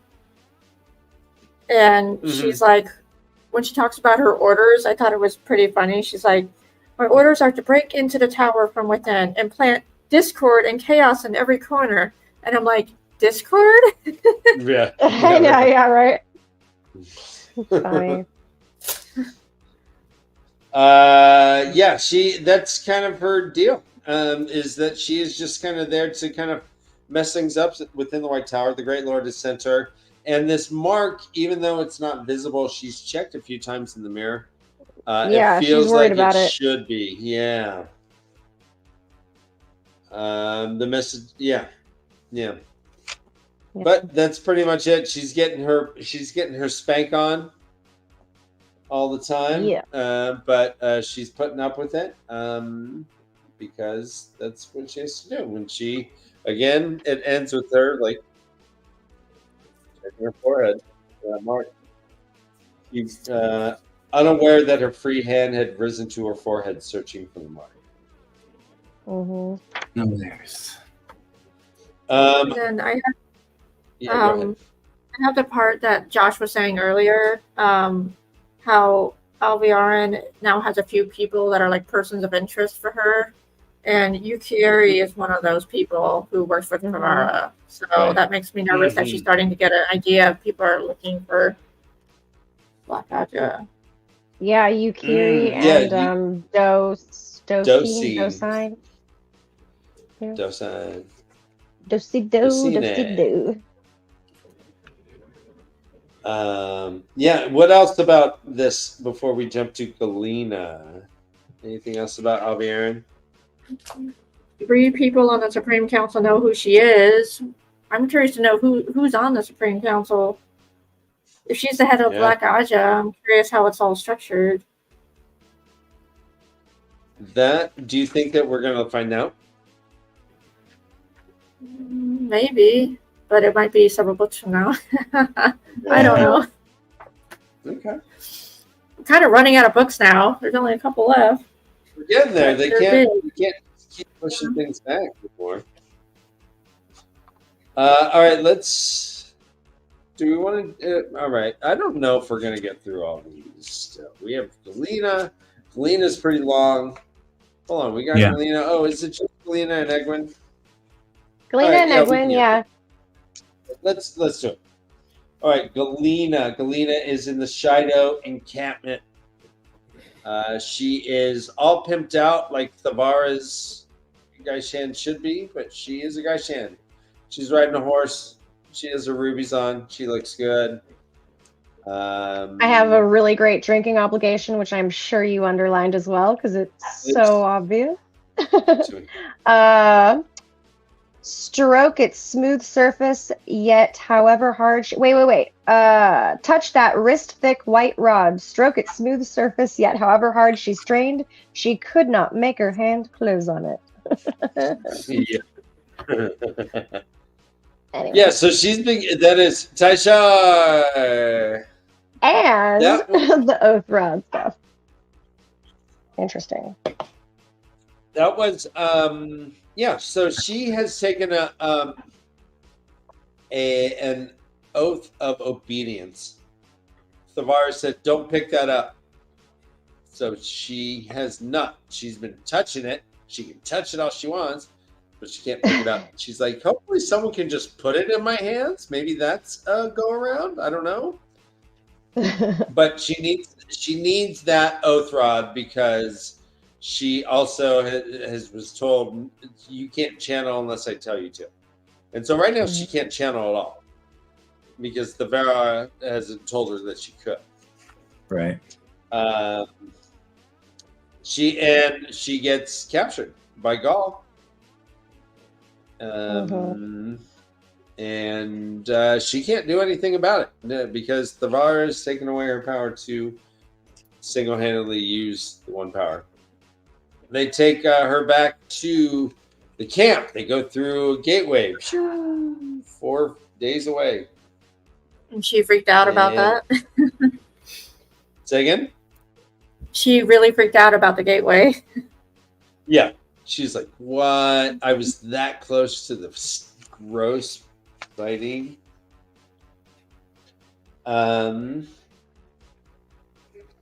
So they Niald is there, Perrin, Barrelane. Quote, all right, tell me if this is a Taishar quote. She thrashed like a trout on the riverbank. Oh my god, I was just reading that as you said that. That's so weird. Absolutely, Taishar. She wanted a whimper, and that surprised her. Ooh.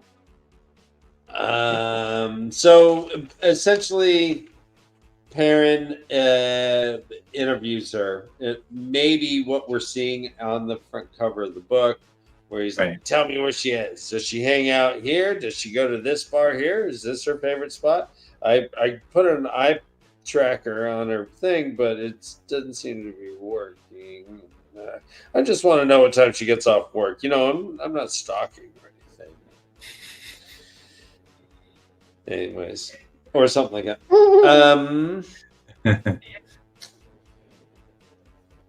Galena says, yeah, don't worry about it. Fael is doing great. We're all thriving there. We're all doing great. She's under my protection. Yeah. And in fact, you're fucking things up by being here. So kindly run away, and I got this. Just give me like 2 weeks. Give me like a week, 10 days, like 2 weeks. He's like, yeah. She's like, can you promise me a week? He's like, no. She's like, wow, okay. And that's kind of it, right? I mean, what am I missing from this? I like the comedy parts with Verlaine and how she's like, "Oh, you're a sister. I have other sisters in my camp. Do you want to meet them?" And she's like, "No, no, no." And then she's I'd like, love to, but the second part was when she's getting ready to go back, and she's like, "Can someone please like punch me? I need to make sure I look like I would beat up." And Verlaine's like, Bam. right. Parents like, I'm not going to hit you, and Berline's like, oh, I'll do it. And she totally gets hit, and she's like, no, do the other side. Oh. Apparently, the bruises were of no help. Vera was mad that she was late and punished her anyways. Vera is a meanie, guys. Officially a meanie.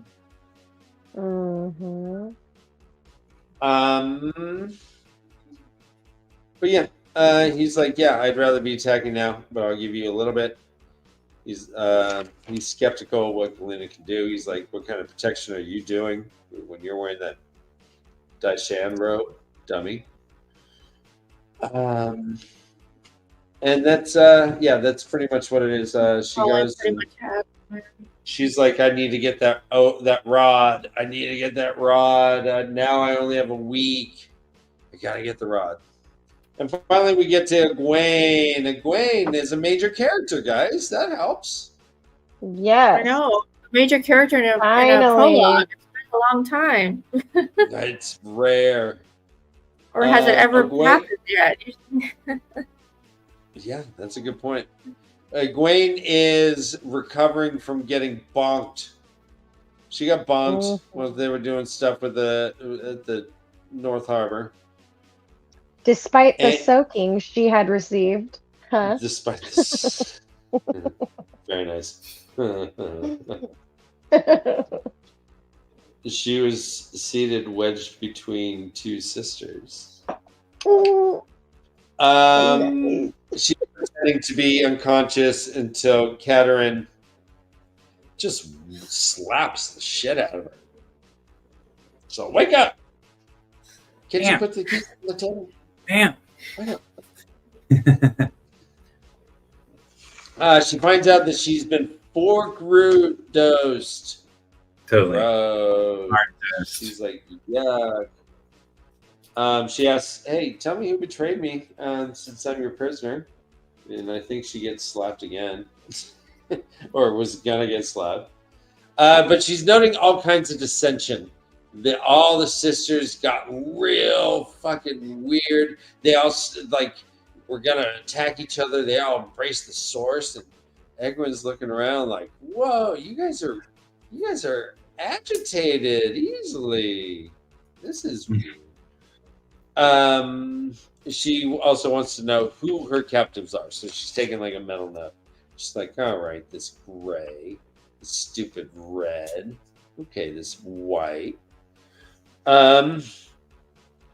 She is told that she is going to the Mistress of Novices. This is what Elida has ordered. Go to the Mistress of Novices. There, you're going to get punished before you even go to bed. No, excuse me, no dinner and a birching. And this is all, and then you're going to be a novice. She gets to, they ask what happened. Someone says, why, that's the Alvear girl. They sent her to North Harbor. Elida will give you pretty for this night's work. Apparently there were people down in South Harbor. Barricine asks, how did matters go at South Harbor? She's like, not as well as you, it seemed. As it was, all we caught was a wilder, and not before she turned half the harbor chain to Quendiar. Turns out this wilder is Leanne. Mm-hmm. Leanne Serif. But no one believes her because Leanne was stilled and doesn't quite look like this hot little thing that she turned into when she got her powers back. Sylviana meets with and talks with Egwene. Says, "Yep, you are going to be a novice." She's like, "I am an Aes Sedai, according to the Constitution." It's Article 7, subsection B. She's like, "All right, you're going to see me in the morning. I'm going to spank your butt.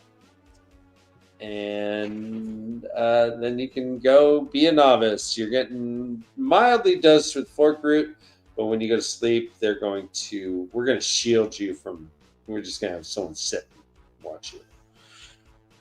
She's like, "Do you think spankings are going to stop me? I'm the Amerlin." She's like, "Shh, no, you're not. You're a novice. Blah, blah, blah. I'm not listening." She goes back and she goes into the world of dreams where she is waiting for Swan to go to sleep. And she's like, "As soon as I see that star twinkle on, I'm going to go talk to my good friend Swan. We're going to get this going on." That's kind of it. Tell me about Egwene or anyone else. Let's talk about this prologue, I guess, more. Egwene is a novice, and yet she was the rebel Amerlin seat. Do they know you guys that? Think though? that Elida is making they know at least that Elida really wants Egwene Alvear. I think it's probably common knowledge, but I'm not really positive. What do you guys think? Oh.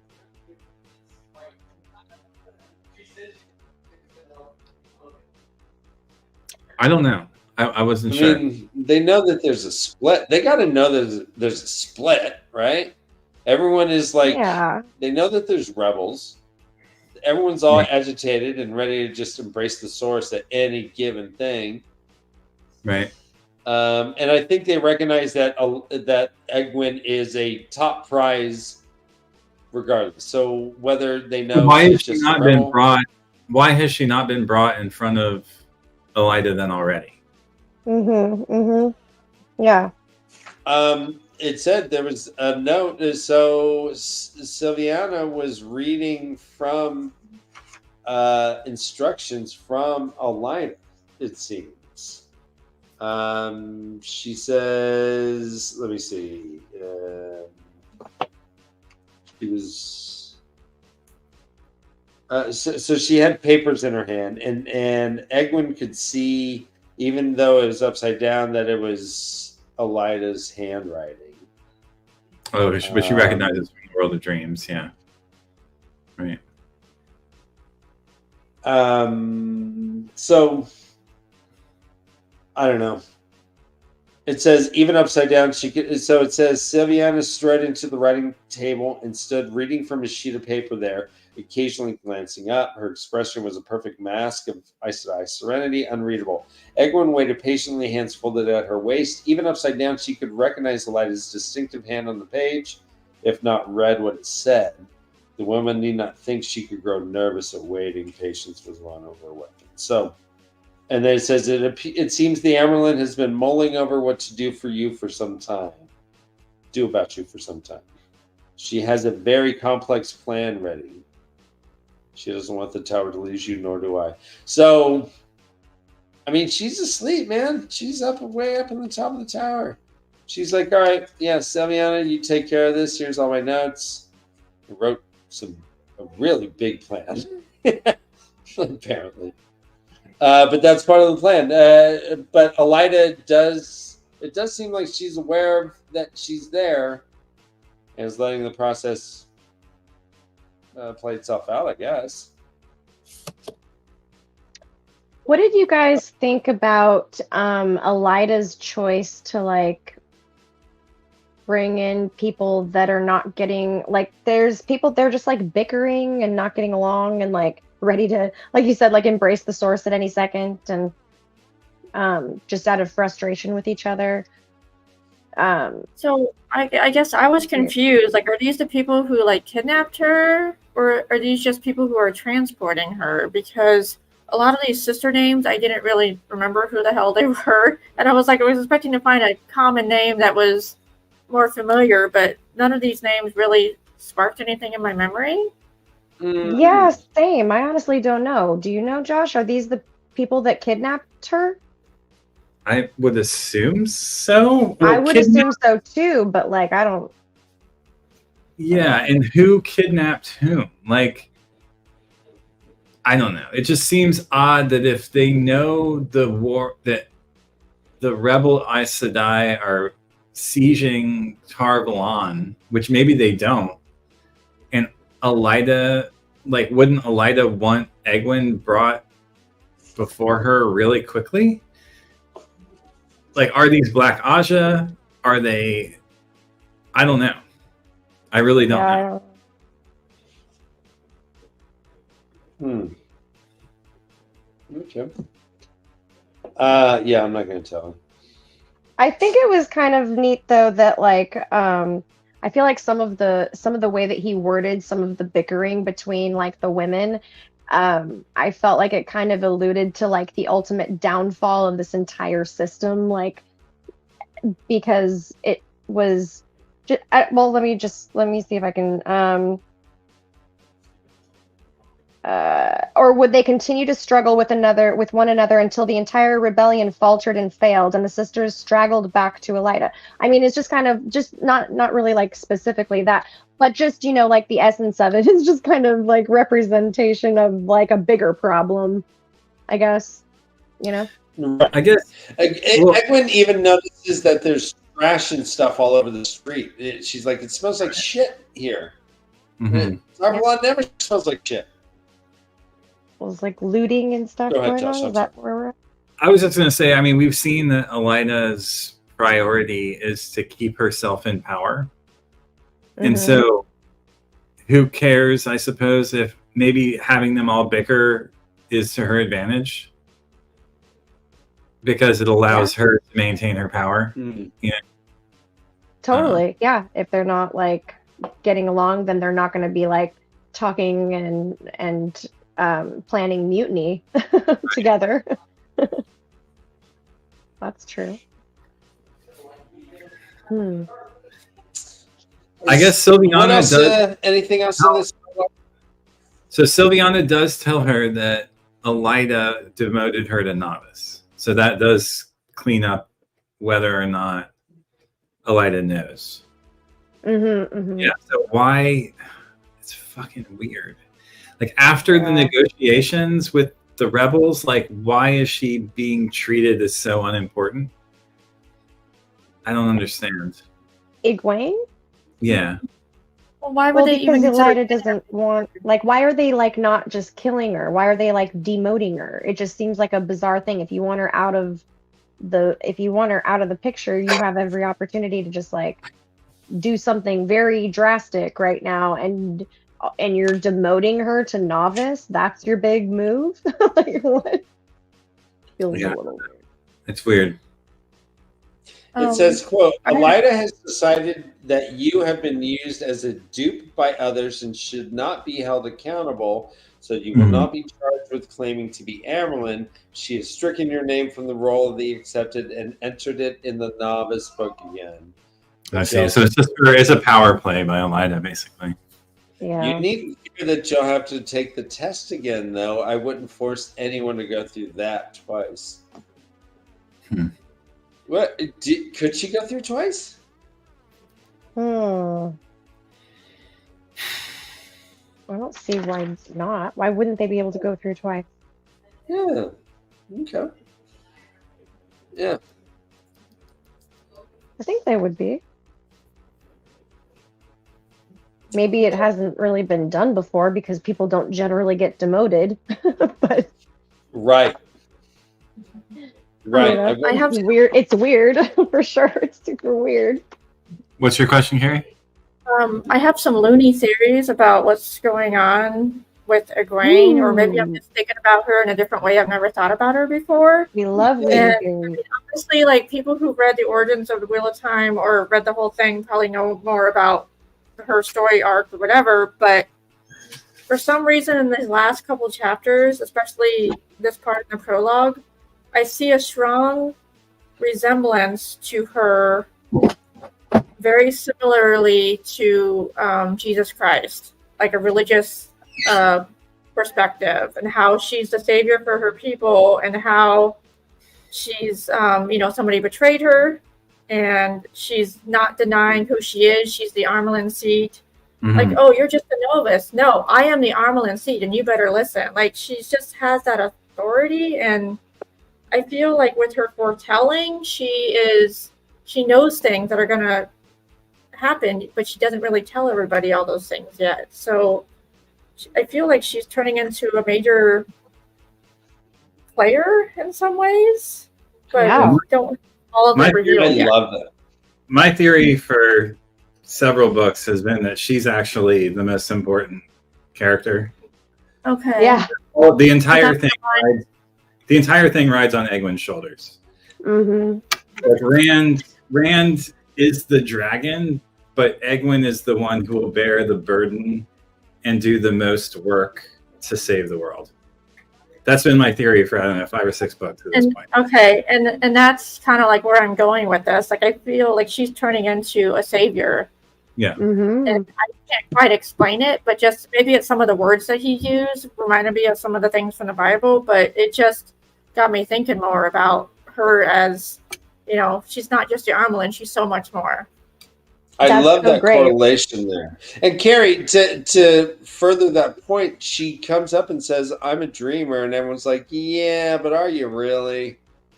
No one is even believing when she. Well, remember how suspicious the Aes Sedai are about all of those things. Like, they don't believe, they've lost so much faith in the abilities that humans can have, right?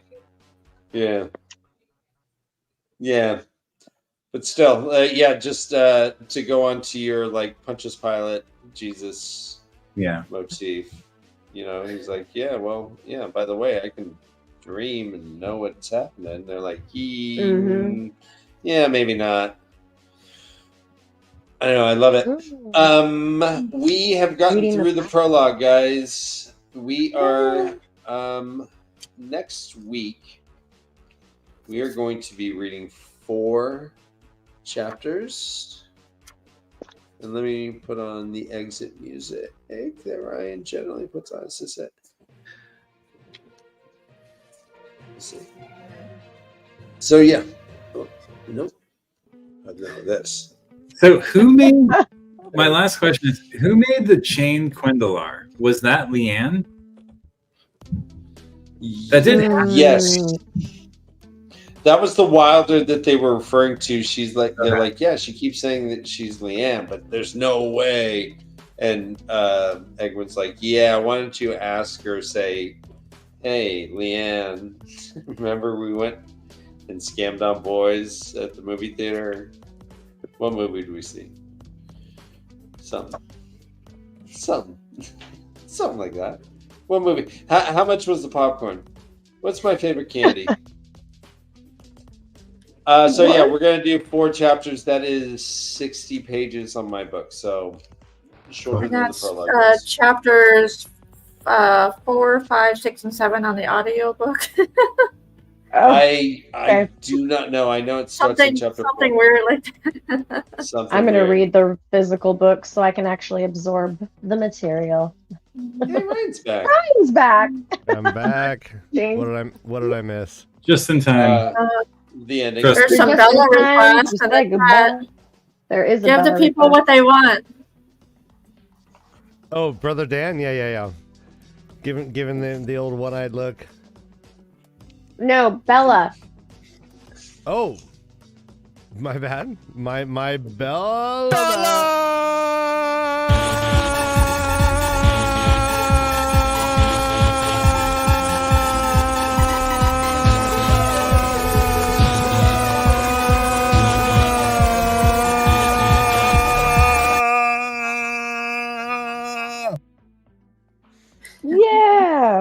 You know, when you said give the people what they want, I thought you were talking about Brother Dan flashing everyone during their WatCon panel. Oh yeah, we forgot to talk about that. Oh yeah. Well, guys, Yes. I'm not wearing pants now. Yeah, clearly this is an issue. The no pants zone. I'm Well- a naturalist.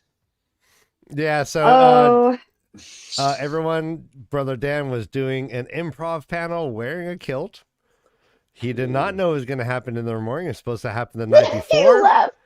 He was not Oh. prepared. They said, Dan, get on stage. He ran on stage with a kilt. He killed it. He was the man of the hour. And then he showed his I man of killed the it. hour. Yeah. He killed it. He killed it for show. And Kate And Redding, some of us were like, sitting towards bravo. She loved Carrie it. got to know me better than she wanted to. Yeah. Yeah. Epic, epic. I wish I could have been there. You guys have video. I'm kidding. That's so. No, I'm they had sorry, to take Dan. the I know stream you're down. humiliated, but Hey, you didn't know show what? your butt. I think For there was now. some Maybe you crack did. in there somewhere. There was some crack in there. You were Yeah. spinning, right? So you did a full 360. I started breakdancing. Yeah, it was poor choice. Ah, I don't know. I was caught up in the moment. your Yeah. twig and Yeah. berries got their highlighted Yeah, moment yeah. in the sun. Hey, if you guys want me to sign your taint at the next con, let me know. Sign your taint as he walks away all sheepishly. Oh, All right, love everyone. you didn't Yes, need to we flash will your see friends. you. We will It's see you okay. next week. We love you. We admire Mwah, you. bye. We are inspired by you. Every day you get up in the morning and brush your teeth. I am inspired to do the same. Let's all help Yes. each other out. Read and fuck off. We'll see you next week. Bye. Bye. Bye all.